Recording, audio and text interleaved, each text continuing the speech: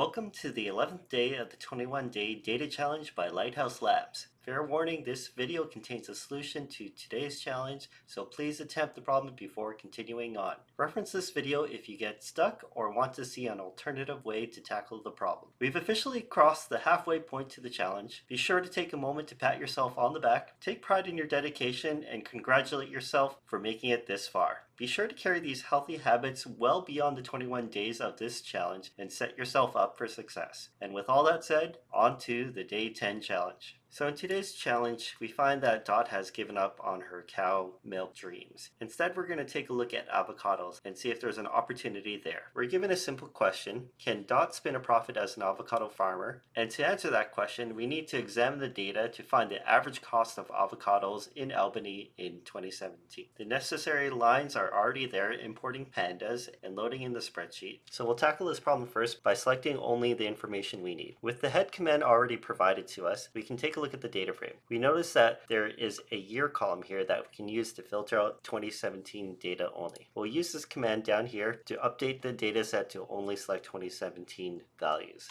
Next, we'll want to use a similar command, but instead of specifying the year, we'll be selecting the region, and the region should equal Albany.